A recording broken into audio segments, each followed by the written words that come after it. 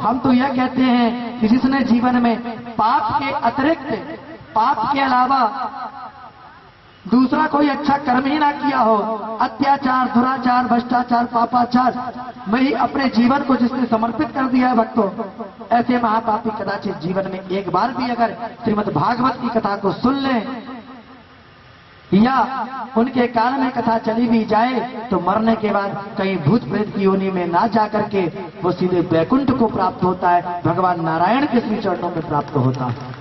ये मानवा पाप प्रत्यक्षा, यह मानव कितना भी पापी क्यों ना हो, सदा दुराचार रता विमार्गा, सदा दुराचार ही करता हो, सदा दुराचार के मार्ग पे ही क्यों ना चलता हो, क्रोधाग्निग्धा, क्रोध में अग्नि से खिलवाड़ करता हो, अपने परिवारजनों को अग्नि में डालने का प्रयास करता हो, अग्नि का अपमान करता हो, कुटिलाक्ष कामिना, कुटिल हो, सुबह से उठने के साथ ही कामी, क्रोधी, लोभी, भोगों को भोगने वाला, सुबह से उठते साथ ही मुद्रा का दर्शन करने वाला, सुबह से उठते साथ ही झगड़ा करने वाला, और हो अगर वो व्यक्ति तो सप्ताह यज्ञेन कलो पुनन्तिते, 7 दिन के कथा वाचन से सप्ताह यज्ञ, 7 दिन की यज्ञ को जो श्रवण कर लेता है, यज्ञ में जो उपस्थित होकर के कथा सुन लेता है, तो बड़े से बड़े पापी का, जिसने जीवन में एक भी पुण्य नहीं किया है, जब से पैदा हुआ है तो 365 दिन और जितनी भी उसकी अवधि है, जितना भी उसका जीवन है, तो उसने अगर पाप ही किया है ना,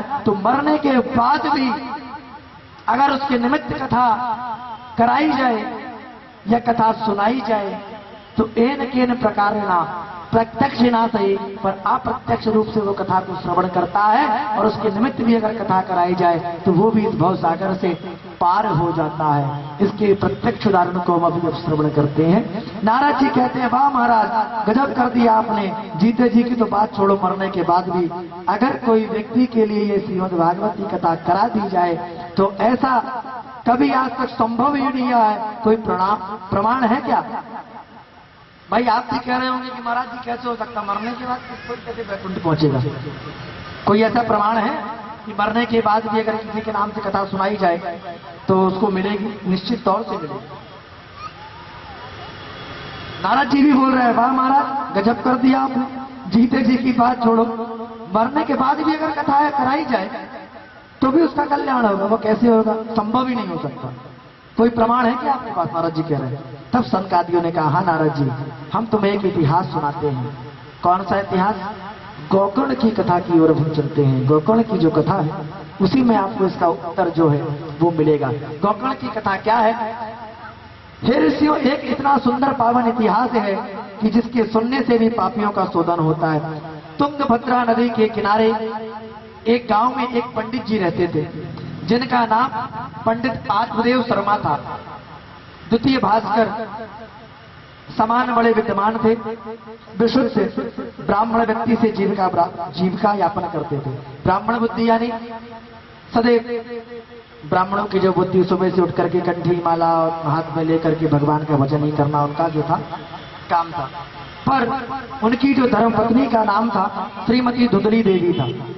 यजमान परिवार जो भी कथा सुन रहे हैं, मैं नाम पूछूंगा कि पंडित जी का क्या नाम था, उनकी पत्नी का क्या नाम था। पंडित जी का नाम आत्मदेव शर्मा, उनकी पत्नी का नाम धुंधली देवी, उनकी पत्नी का नाम धुंधली देवी था। पतिदेव जितने विद्यमान थे, पांचों उंगली एक सी नहीं है ना, पतिदेव जितने विद्यमान थे और सुशील स्वभाव के थे, ठीक उसके विपरीत उनकी धर्म पत्नी थी। पंडित जी सुबह से उठ करके भजन कीर्तन करते थे। जो पंडिताइन थी वो जब तक सुबह से उठ करके एक आध के साथ हाथापाई ना कर लें, झगड़ा ना कर लें, तो उनके जो भोजन था वो पचता ही नहीं था। बड़ी झगड़ालू थी।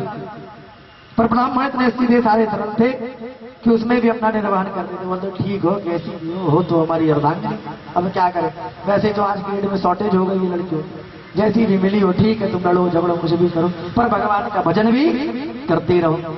दोनों दंपत्ति के मन में भगवान ने किसी भी प्रकार की कमी नहीं की थी, सब कुछ दिया था। दोनों पति पत्नी के मन में एक ही प्रश्न था और एक ही कष्ट था। कौन सा कष्ट था? कि उन्हें कोई संतान नहीं थी। ब्राह्मण के मन में तो एक दिन इतनी पीड़ा हुई इस बात को लेकर के कि ग्रह यत्वाम वनांगता, वह ब्राह्मण घर छोड़ करके वन की ओर चला गया और एक वृक्ष के नीचे बैठा बैठा आंसू बहाने लगा। एक संत निकल पड़े, ब्राह्मण की आंखों में आंसू देखा तो विचार किया, क्योंकि भक्तों ब्राह्मण से अगर कोई प्रेम करता है ना तो वो एक ही व्यक्ति करता है। कौन है वो? ब्राह्मण से कौन सबसे ज्यादा प्रेम करता है? कौन? थोड़ा और जोर से बोलिए, विष्णु भगवान। सभी लोग मिलकर के बोलिए, विष्णु भगवान। और जोर से बोलिए, सभी लोग बोलिए, श्री हरि विष्णु। विष्णु भगवान। ऐसे ही है। मेरा एक कान खराब है भक्तों, है ना, एक ही से मैं सुन पाता हूँ। क्या है, इस तरफ कूलर चल रहा है तो और सुनाई नहीं दे रहा, ठीक है ना, तो एक कान मेरा खराब है, एक ही कान मेरा ठीक है। तो थोड़ा आप लोग जोर से सब लोग मिलकर के बोलिए, कौन से भगवान? श्री हरि विष्णु भगवान। भगवान नारायण भगवान विष्णु ही ब्राह्मण से अत्याधिक प्रेम करते हैं। और जो संत महात्मा है ना, तो संत भी ब्राह्मणों का बड़ा सम्मान करते हैं। तो बुरा ब्राह्मण को जब देखा रोते हुए तो विचार किया कि इस वन में एकांत में आंसू बहा रहा है, निश्चित ही प्रभु के लिए रो रहा होगा, क्योंकि ब्राह्मण जो है ना वो भगवान के लिए ही रोता है। और मैं कहता हूं कि आप लोग भी रोइएगा ना तो भगवान के सामने ही रोइएगा, क्योंकि भगवान के पास ही ऐसा रुमाल है कि वो देखेगा नहीं पर आंसू पूछ जाएंगे, और दुनिया वालों के सामने रोएंगे तो वो और एक बोलेंगे कि तो चार बाल्टी पानी ला देंगे कि पानी पी पी के रो, आंसू और निकालो। रुमाल नहीं देंगे, रुमाल जो परमात्मा ही देगा, प्यारी जी देंगे, बाकी कोई रुमाल देने वाला नहीं। हम दो चार गिलास पानी बोलेंगे गर्मी है रो रहे हैं इनको पानी पिलाओ भैया तो और आंसू निकले, है ना। भगवान जो है नारायण वो ब्राह्मण से अत्याधिक प्रेम करते हैं। निश्चित ही प्रभु के लिए रो रहा होगा भगवान के।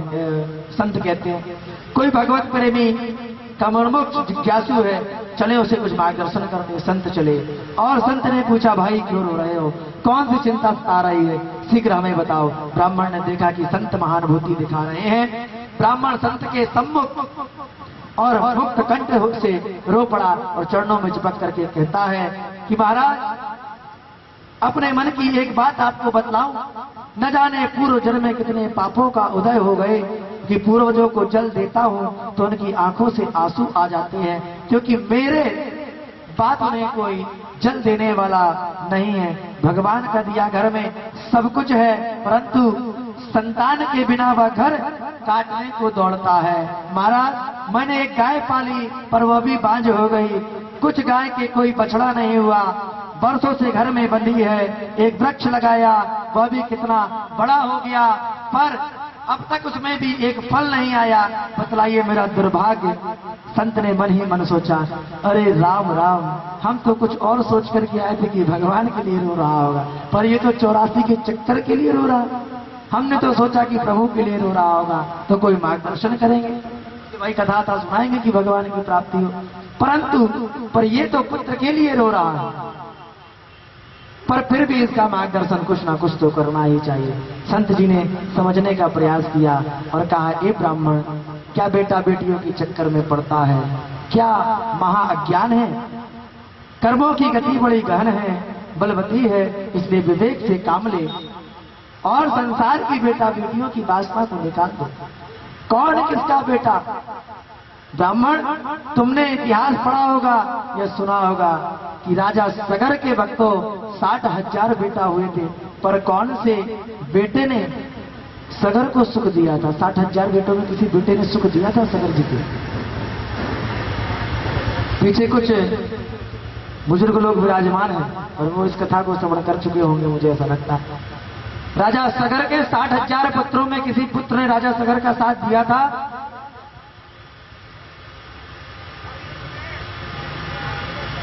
किसी ने दिया था? नहीं। 60,000 बेटे पैदा हुए थे, पर कौन से बेटे ने सगर को सुख दिया था? कपिल भगवान का अनादर करके सभी भस्म हो गए थे। ये भी कथा आप चौथे दिन विस्तार पूर्वक श्रवण करेंगे, जब कपिलोपकार की कथा आप श्रवण करेंगे। पीढ़ियां लग गई तपस्या करते करते, तब जाकर के भागीरथ पूर्वजों का उद्धार कर पाए।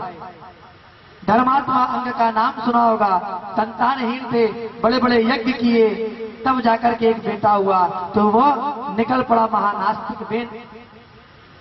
ऐसा नास्तिक निकला कि घर छोड़ करके बाप को ही भागना पड़ा। तो बेटे के हो जाने से तुम सुखी हो जाओगे, क्या ये पक्का है? संत जी कह रहे हैं आत्मदेव जी से, क्या बेटा हो जाएगा तो क्या तुम सुखी हो जाओगे? इसका क्या निश्चय है? आत्मदेव ब्राह्मण ने कहा, सुनो महाराज, इस प्रवचन देना तो मुझे भी आता है, क्योंकि मैं भी ब्राह्मण हूं, मैं भी पढ़ा लिखा हूं। अरे आप बाबा वैरागी बेटे का सुख जानते ही क्या हो?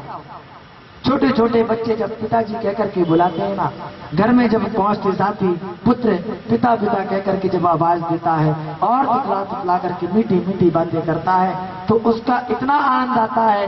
कानों में जिस प्रकार रसगुल्ले खाते हैं तो सिरा जीभ में चिपक जाता है ना, उसी प्रकार जब कोई पुत्र अपने पिता को पिता पिता कह करके तुतलाती हुई भाषा में पुकारता है, तो सचमुच ऐसा लगता है कि जिस प्रकार गुलाब जामुन खाने पे सिरा जीभ में चिपकता है और आनंदित कर देता है, तो वो पिता शब्द कान में पड़ते ही पिता के कान में रसगुल्ले रूपी सिरे का आनंद जो है वो कान में समा जाता है। भक्तों, इतना आनंद आता है जब एक कोई पुत्र तुतलाती हुई भाषा में पिता पिता कह करके पुकारता है, तो वो सुख प्राप्त होता है जो सुख रसगुल्ला खाने में प्राप्त होता है।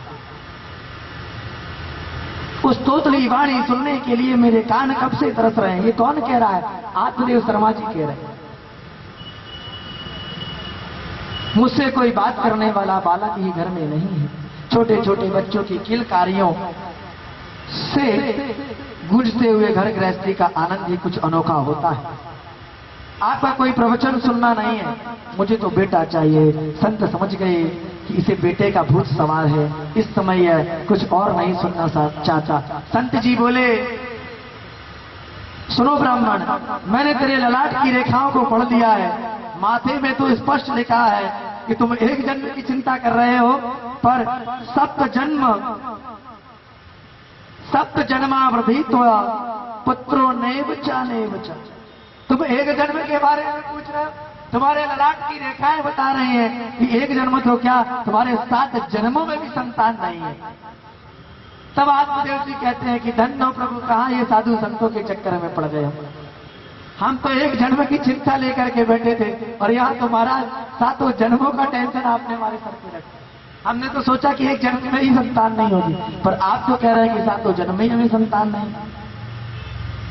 संत जी कि चरण पकड़ करके आत्मदेव जी रोने लगे, चरणों में लिपट गए। संत जी घबरा गए। अरे ब्राह्मण, क्या कर रहे हो?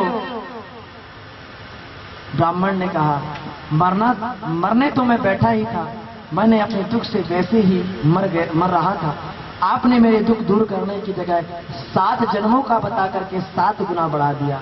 मैं तो इसी जन्म के लिए रो रहा था, आपने 7 जन्मों का हिसाब और सुना दिया। अब तो मुझे बेटा दो महाराज, नहीं तो दूसरी बात इतनी जोर से आपके चरणों में अपने सर को पटकूंगा कि मेरा तो प्राण ही निकल जाएगा। मैं तो निश्चित ही मर जाऊंगा, पर आपको भी जरूर ब्रह्म हत्या लगेगी। क्योंकि अगर किसी ब्राह्मण का प्राण अगर किसी व्यक्ति विशेष के घर में निकले या किसी व्यक्ति के द्वारा निकले, उसे ब्रह्म हत्या का दोष लगता है। भले वो संत थे, पर अगर आत्मदेव जी सर पटक करके उनके चरणों में अगर वो परम धाम को जाते, तो संत को भी ब्रह्म हत्या जो है वो लगती।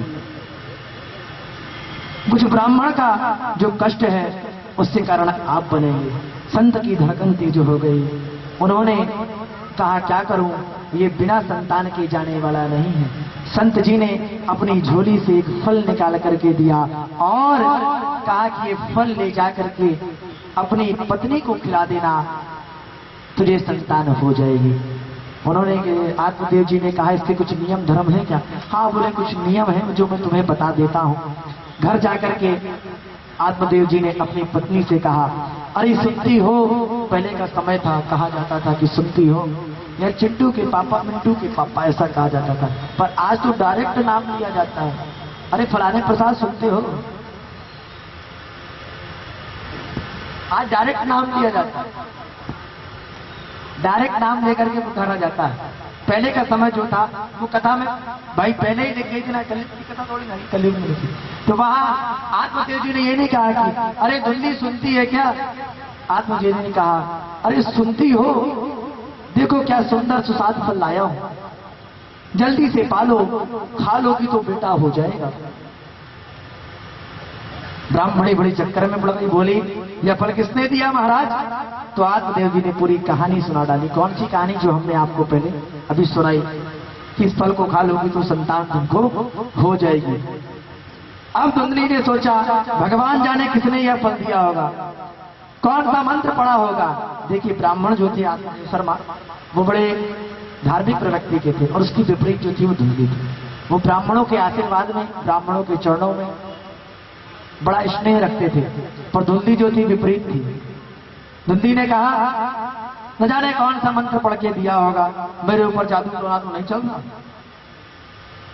मैं तो विचार करके ही काम करती हूँ, ऐसे ही इनकी तरह आंख मूंद करके विश्वास नहीं करती। पंडित जी से फल तो ले लिया। फिर ब्राह्मणी बोली महाराज आप अपना काम करो, मैं अभी शुद्ध पवित्र होकर के पूजा पाठ करके तब खा लूंगी। यो समझा बुझा कर दिया।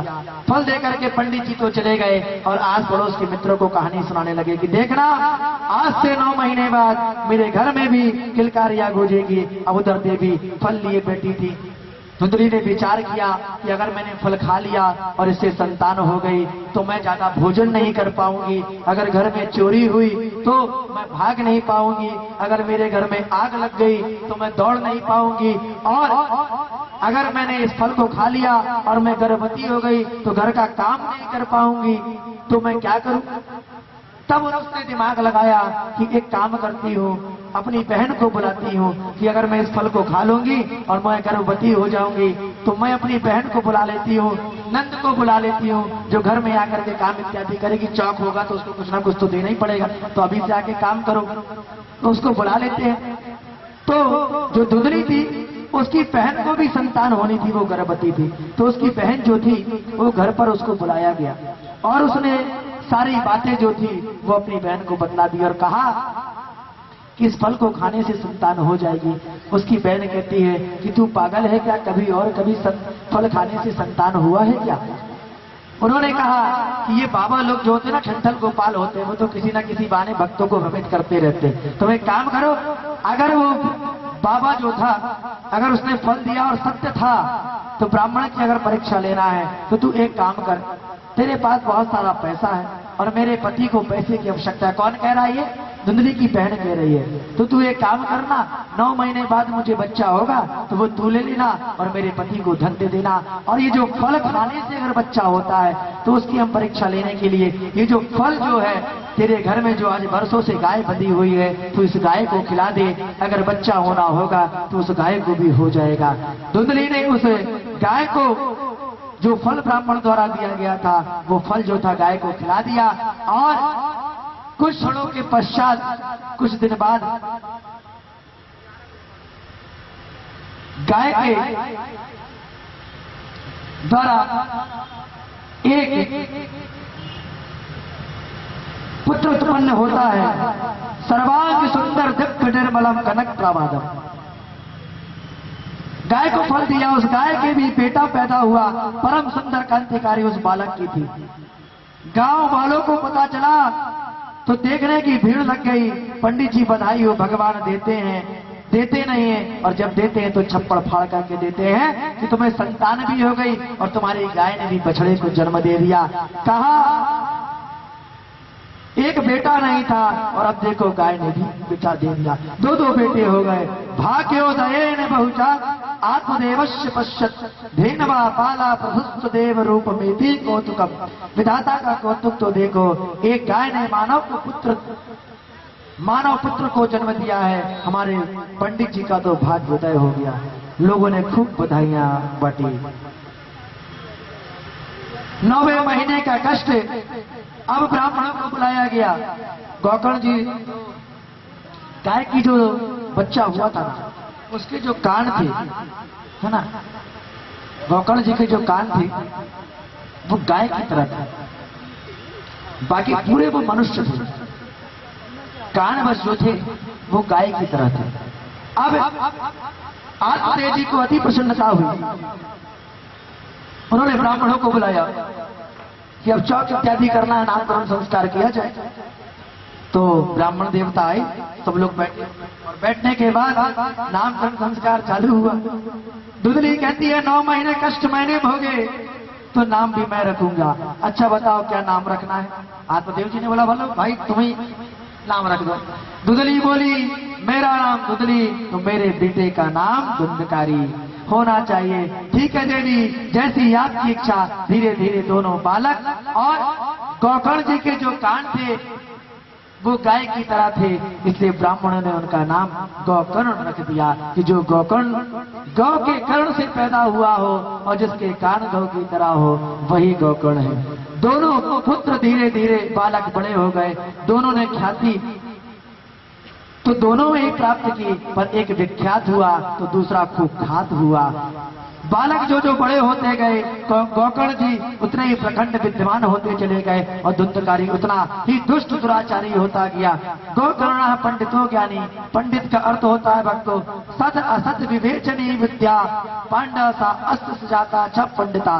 सत और असत्य का जो ठीक से विवेचन कर सके ऐसी बुद्धि का जो मालिक है वह पंडित है। इसलिए तो भगवान ने अर्जुन को डांटा, पंडित ऐसा थोड़े सोचते जैसा तू सोच रहा है, सत्य असत्य का जिसमें विवेक हो वह पंडित है।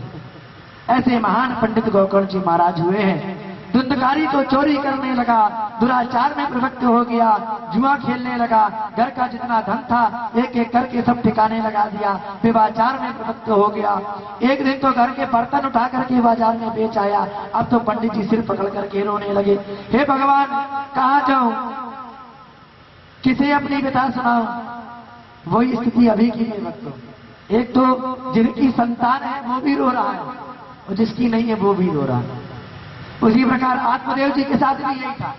एक तो भगवान ने दिया नहीं, और दिया तो ऐसा दिया जितना दुख संतान ना होने में नहीं था उससे कहीं ज्यादा संतान होने में। और आज की डेट में हर एक माता और पिता को है। भगवान ने संतान तो सबको दी पर योग्य वाली संतान नहीं। बच्चों का ही चिंता संतान की चिंता माता और पिता को सबसे ज्यादा है। जैसे ये आपके धुंधकारी जी आज ही मरने जा रहे हैं कि बेटा क्यों हुआ। उस दिन भी मरने जा रहे थे आत्मदेव जी की बेटा नहीं है, और आज भी मरने जा रहे हैं कि बेटा है। ये बड़ी विडंबना है। अतः अत्यंत दुखित होकर के निकल पड़े। तब गोकर्ण जी की दृष्टि जो थी वो पड़ी। पिता की मन स्थिति को समझ करके एकांत में बैठाया और समझाने लगे, पिताजी यह बतलाइए आपको संसार में सुखी कौन दिखाई दे रहा है? यह संसार सुखालय है, सुख का केवल भ्रम है। पिताजी अब हमारी आपकी तो बात छोड़ दीजिए, तीनों लोगों के अधिपति इंद्र से भी पूछिए तो वह भी परेशान है, वो भी सुखी, इंद्रदेव भी प्रसन्न नहीं है। चक्रवर्ती की गद्दी पर जो बैठा है वह भी परेशान है। राजा जो सिंहासन पे बैठा है वो राजा भी परेशान है कि और धन मिल जाए, कहीं प्रजा बढ़ जाए, कहीं हम परास्त ना हो जाए, उसे भी किसी न किसी प्रकार की चिंता है। आत्मदेव जी ने पूछा, बेटा मैं क्या करूं? मैं भी संसार से मन हटाना चाहता हूं पर मन लगता ही नहीं है। भगवान की भक्ति में गोकर्ण जी कहते हैं उसका एक उपाय हम बतलाते हैं। उपाय ये है कि गोकर्ण जी कहते हैं, पिताजी ध्यान से सुनिए, जीव को संसार में बंधने की 2 रस्सियां हैं। उन रस्सियों के नाम है सहमता और ममता। देह में अहमता और देह में नातों में ममता। इन 2 रस्सियों में जीव बंधा हुआ। यह 5 भौतिक देह को पंचायती धर्मशाला है कहते हैं। इस धर्मशाला में कमरा बुक कर लिया है तो आराम से रहो, पर तुम इस पर आधिपत्य स्थापित करने का प्रयास ना करो, क्योंकि पंचों की धर्मशाला पर किसी का कब्जा नहीं हो सकता और धक्का मार करके निकलना पड़ता है। जिस प्रकार चित जल पावक गगन समीरा और पंच रचित यह धर्म अधम शरीरा।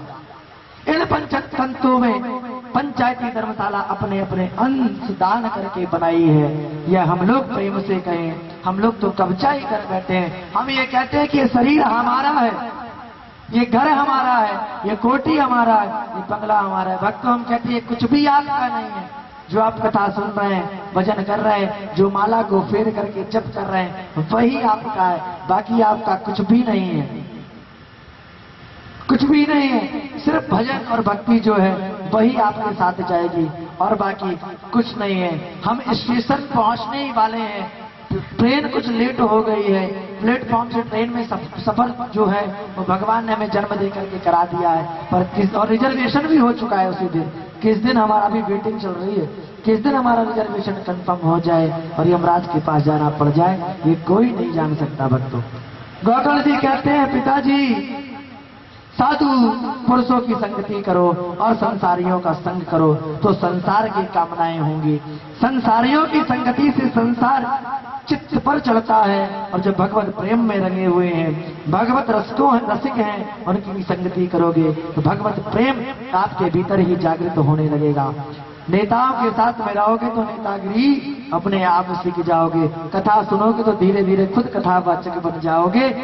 और जब संत और महात्माओं की सेवा करने लगोगे, भजन करने लगोगे, सत्संग करने लगेंगे, आपस में बैठ करके जब हम भगवान की भक्ति की चर्चा करेंगे तो अपने आप भक्तों संगति का बहुत बड़ा असर होता है। शराब पीने वाले व्यक्ति के साथ अगर कोई खड़ा हो जाए तो शराब अगर दूसरा व्यक्ति पी रहा है तो बाजू वाला पीने के लिए पाउच जरूर मांगेगा, उसको भी नशा कहीं ना कहीं हो जाएगा। उसी प्रकार कहने का तात्पर्य, अगर घर का एक व्यक्ति भी भगवत भक्ति से जुड़ा हुआ है तो वो एक भक्त ही अनेका घर पे उपस्थित समस्त भक्तों का कल्याण करने की क्षमता रखता है। और अगर एक ही व्यक्ति गलत मार्ग पे निकल गया तो पूरे घर को बर्बाद करने में अहम भूमिका निभाता है, क्योंकि एक ही मछली पूरे तालाब को गंदा करती है या नहीं करती है।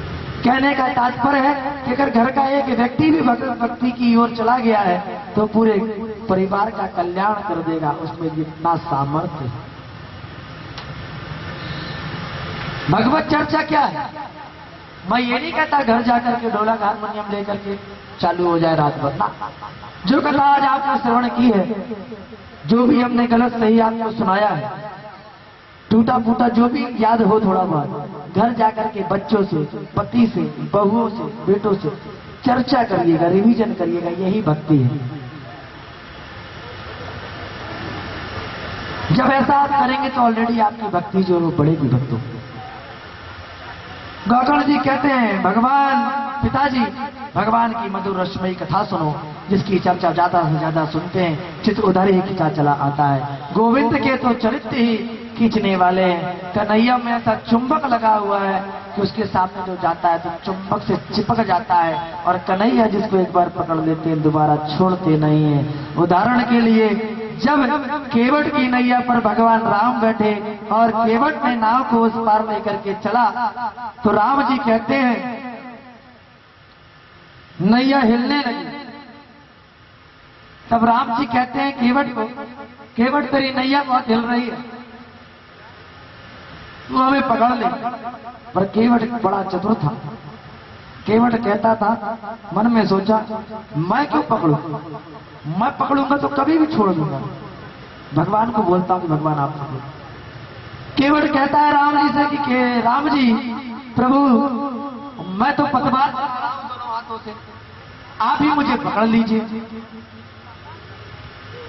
तो राम जी ने केवट को पकड़ लिया। जब नैया वो हिल रही थी तो केवट को राम जी ने पकड़ लिया, और जब गंगा पार उतारा तो राम जी ने राम जी से कहा केवट ने कि प्रभु चाहता तो नाव जो डगमगा रही थी ना, तो मैं भी आपको पकड़ सकता था, पर भगवान से भक्त जो है ना, भक्ति ज्यादा होशियार होती। भगवान से बड़ा भक्त बुद्धिमान होता है।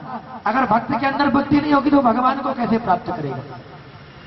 केवट ने कहा प्रभु मैं जानता था कि अगर मैं आपको पकड़ूंगा तो मैं रास्ते में कहीं भी छोड़ दूंगा, क्योंकि बेटा अगर बाप को रास्ता चलते पकड़ेगा ना तो कभी भी छोड़ देगा। इसलिए जब मम्मी पापा बच्चों को लेकर के जाते हैं ना तो बच्चा जो है वो